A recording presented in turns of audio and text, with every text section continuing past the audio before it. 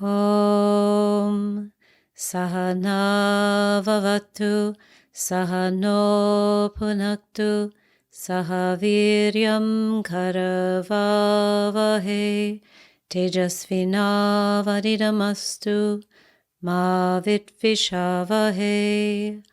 Om Shanti Shanti Shanti. Hari Om. Namaste and welcome to the show. I'm your host, Alexandra Savitri Amba, director of the American Reiki Academy and the Vedic Healing Center. I'm a Reiki master, Vedic healing master, feng shui teacher, and spiritual life coach. I've taught spiritual self-development for more than 30 years, led pilgrimages to India, and studied with Indian spiritual gurus for the past 25 years. In this show, we cover topics related to metaphysics, Reiki, Vedic healing, feng shui, and spiritual growth. The aim of these shows is to help you create a successful spiritual practice that enhances your life, bringing you happiness, well-being, peace, and productivity, so you may become the best version of you. Welcome to today's episode, which is entitled, Why Animals Love Reiki. So today I'm going to speak about Reiki healing and working with animals, why animals take to it so readily, what we can learn from this, and also I'd like to mention a special request at the end to pray and send Reiki to a very special dog I know. So it really shouldn't come as a surprise that animals love Reiki. Why wouldn't they? Reiki is such a gentle modality, but it's also very powerful, and it is the perfect modality for us to use on our animals. And by animals, I mean not only your dogs and cats and maybe whatever other domesticated animals you have in the home, but also wild animals can benefit from Reiki. And in level 2 Reiki, we learn how to send Reiki to another being without touching them.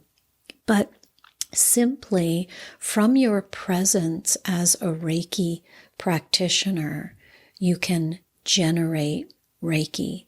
And so wild animals will be naturally more at ease around you. It's quite fascinating. And it is because the Reiki has softened your energy field. Really what it does is it returns you to the softness, the kindness, the love that you are, that all of us are. And so animals, wild animals, can sense this. So today, let us delve into a little bit about Reiki with animals. The other day I told someone Reiki is like liquid, light love energy pouring forth from our hands. It was kind of a long phrase, but it just came to me. Liquid, light love energy. And I see the energy and I sense it in this fashion. And when I say I see it, I have actually indeed seen this Reiki energy coming from my hands during a Reiki session. The ability to see energies is something we develop on the spiritual practice. We work with our physical senses in the material world, but in the spiritual practices, we also work with our extrasensory perceptions, and one of those is clairvoyance, where you see energy. You might see an aura, you might see energy coming from hands or from somebody's heart chakra. It's quite profound when you see this for the first time. So I have seen Reiki coming from my hands, and the Reiki continues to prove itself to me as an amazing modality. So sometimes we need that verification that it is real by seeing or perceiving it in a different way. So using Reiki with animals will really feel very natural to the practitioner. But again, sometimes we need to be reminded about all of these modalities. So here are some ideas about why Reiki is so beneficial to use with animals and how you can really be of great service to animals around you. So the first thing I'd like to mention is, as we know, animals are so incredibly intuitive. Just as they know when someone is either a friend or a potential threat, they also recognize Reiki as being beneficial.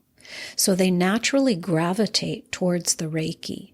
They just sense that this energy is healthy for them. And, you know, we in society are pushed to develop our intellectual faculties. And sometimes these intuitive faculties, which are more feminine in nature, get discarded or put down. However, Reiki returns us to our intuitive faculties. It makes us more loving and kind, and animals can feel this. So Reiki is perfect to use on animals because it's so gentle. All you have to do if you're working on an animal is to place your hands on the animal's body, or you can hover above the animal, maybe about an inch above the animal. And the other thing I'd like you to bear in mind if you're a Reiki practitioner, during the session with an animal, you may find that it goes by more quickly than working with a person. So you might think this is obviously because the animal's body is smaller than a person's body, but that's not necessarily true. If you think about working on a horse or an elephant, I've done given Reiki to elephants in India, not entire sessions, but I have transmitted Reiki energy to elephants, standing right next to elephants. And many of the practitioners I know work with horses. So those animal bodies are quite immense. And so the reason the Reiki might be faster, it might work more quickly, and you may not have to spend as much time on the animal, is something I think is really fascinating. And it's because the animal, I would suggest, has little to no interference standing in the way of healing. An animal is a pure being of love. So animals absorb the Reiki energy very easily and quickly.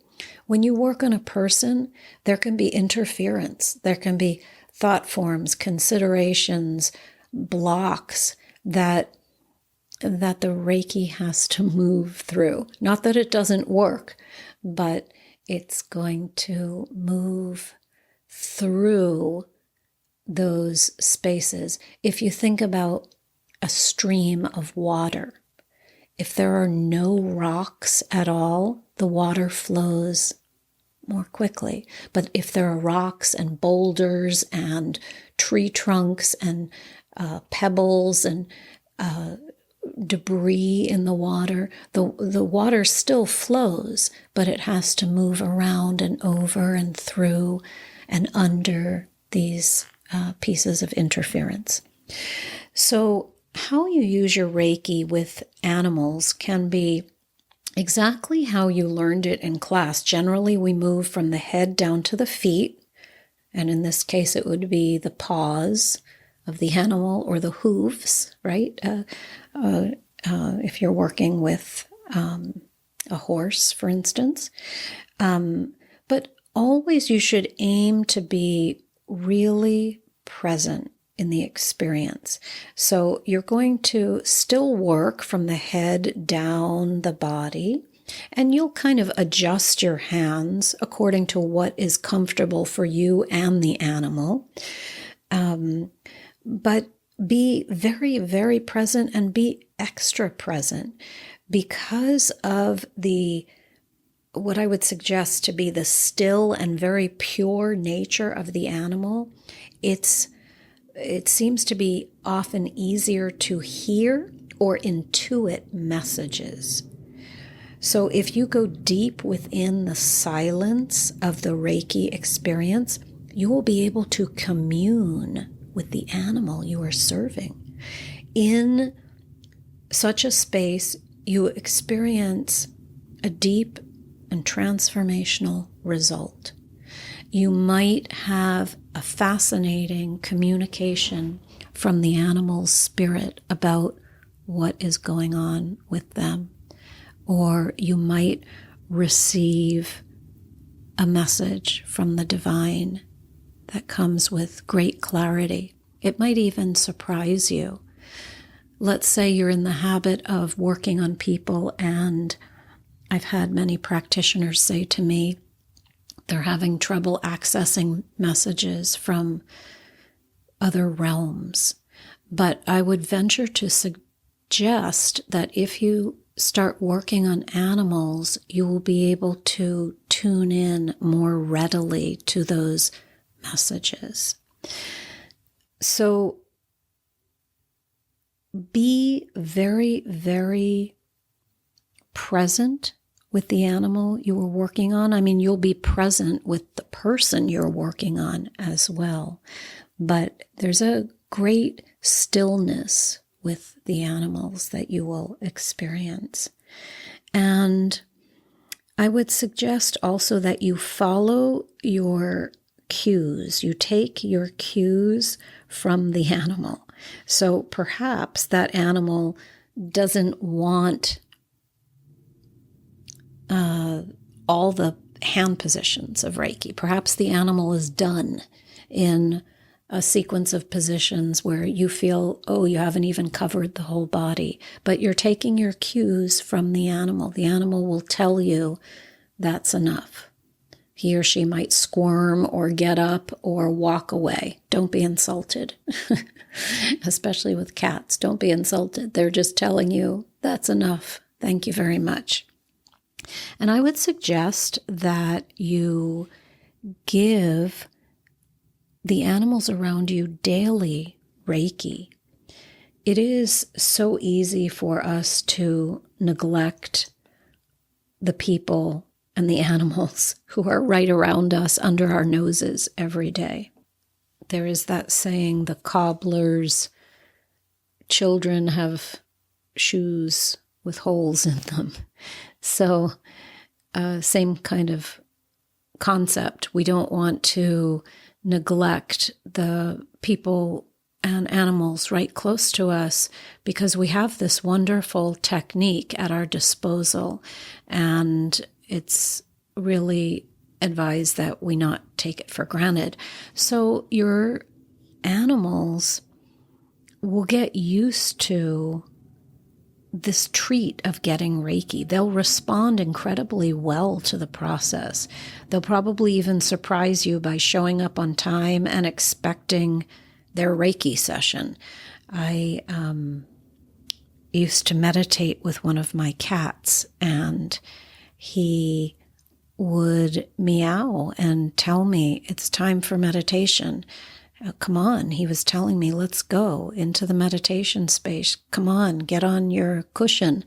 And I very much appreciated his punctuality. So once you start offering Reiki to them, they will really get used to it and they will love it. They may not want you to skip a day. And it's great because they're encouraging you to practice your craft. So give your animals daily Reiki, and it's a good reminder too for you to give yourself daily Reiki. But at least in the giving to others around you, you are utilizing the energy. Whether you're giving it to others or giving it to yourself, you're using it on a daily basis. And of course, we also give it to food, to water, to personal projects. There are many ways to use Reiki, but today we're just talking about doing Reiki with animals. If you are a level 2 practitioner, you can use the Reiki and send it long distance to animals you know, animals who are coming around your house, and it will create a very nice force field for them. So the last thing I want to say about doing Reiki with animals is when the time comes for you to say goodbye to one of your animal companions, you can help them make the transition by using Reiki. The Reiki energy and your love will carry them as they make the transition from their present bodies to the next part of their journey. What you're doing is holding the space of love for them, of tranquility, of peace, so that they can move beyond this existence. It's like you're becoming their peace ambassador at a time which might otherwise be challenging, be fearful, be stressful, be uncomfortable. And, if you are lucky enough to be with them during this end process, your work and your commitment as a Reiki practitioner will be tested. And if you can hold the space with strength, love, grace, peace, you will have graduated and become a true healer, because a healer isn't always facilitating the result that everyone would like. In other words, let's say an animal is sick and the animal is going to pass on. We, as loved ones of that animal, might want the animal to recover from the physical condition and live for some more time. But the healer is facilitating the appropriate experience. And sometimes the appropriate experience, definitely at one time, the appropriate experience will be to leave the body. So not sometimes, but at one time in one's existence, in one lifetime. So we don't die, we don't leave this body, this particular body we're in many, many times. We may leave many bodies. If we've lived here many times, we'll leave many, many times. But this one body we're in at this moment, we're going to leave at one time. And so the healer's job is to facilitate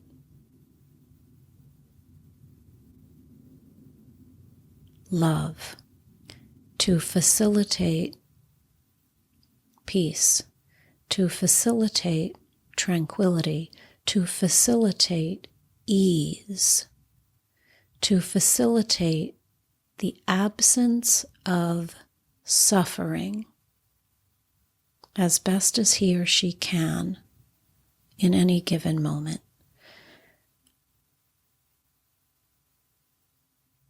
So if you are so lucky to be with one of your animals at the time of his or her passing, it is a great honor. It is a great responsibility, a great task. It's a rite of passage for you, the practitioner, and of course for the being as he or she leaves the planet.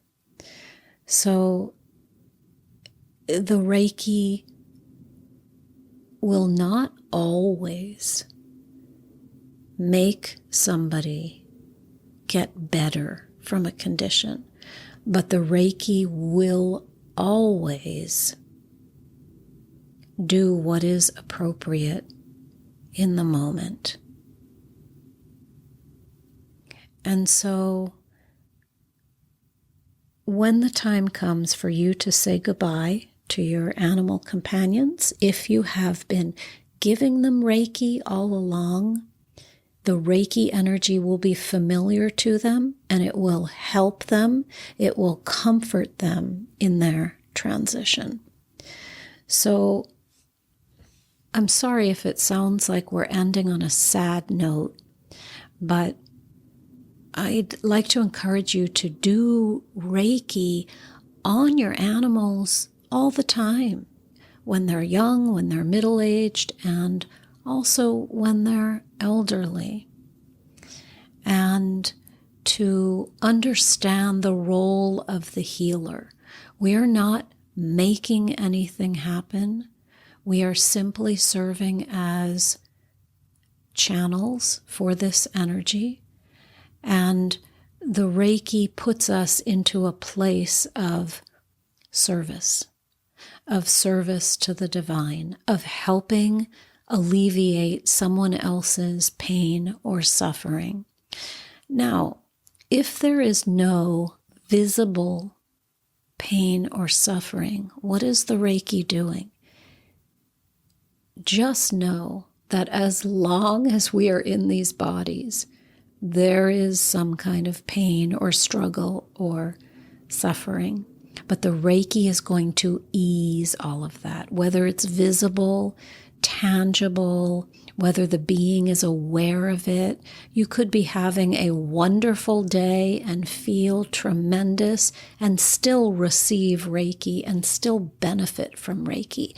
So don't just reserve your Reiki for when someone is suffering, for when your animal is sick. Do the Reiki daily. Do the Reiki on the animals around you, and you will learn a lot from that experience. And that animal is also giving you an opportunity to further your experience as a healer. So we are grateful for all the opportunities to do Reiki, and our animals should not be excluded from our list of recipients of Reiki.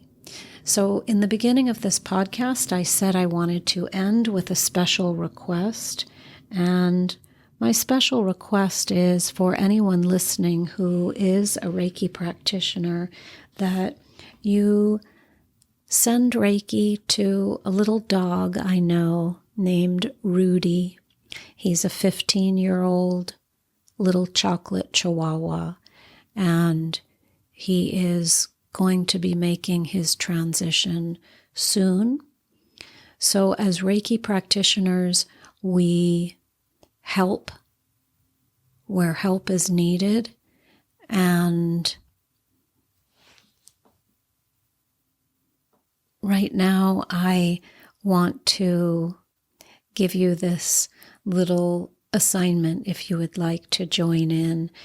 Rudy is a little dog I've known for 15 years. He was rescued by a friend from a Los Angeles shelter where he was lying in a cage all alone and shivering. He's tiny. Chihuahuas, there are many, many Chihuahuas, by the way, in shelters, and they get discarded, as many of the dogs and cats do, in LA, and we put them in shelters where they sometimes get adopted, but often their fate is to get put to sleep. So Rudy was rescued by a friend of mine who was going to the shelter for another reason. She was helping a friend, and she saw this little dog lying alone and shivering, and she offered him a blanket. I believe it was the next day she went back to see how he was doing and if they had given the blanket to him. And to her dismay, they had not given the blanket. So she decided she was going to take Rudy out of the shelter. And he's been a joyful presence to his family and to me. So if you would like, please join me in sending Reiki to little Rudy the Chihuahua. One other thing I want to say, and you can send this Reiki anytime you want after you stop listening to this or as part of your morning meditation or evening meditation.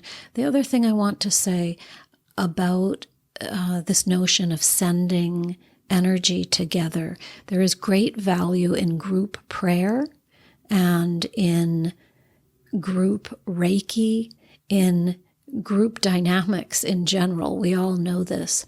So when collectively people gather together and send Reiki, it is often very magical and powerful. So I thank you for sending Reiki to Rudy, and may he make a soft and gentle and very easy transition when the time is right. Om Asatoma Satkamaya Tamasoma Jyotirgamaya Mrityorma Amritam Gamaya. Om Shanti Shanti Shanti. Hari Om. I hope this has been interesting and helpful to you.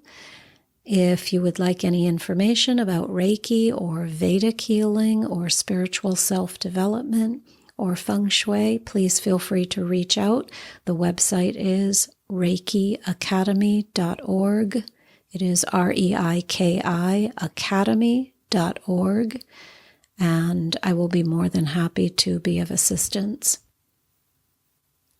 Om Sai Ram, Om Amriteshwariye Namaha, Jai Guruji, Hare Krishna, Om Namah Shivaya.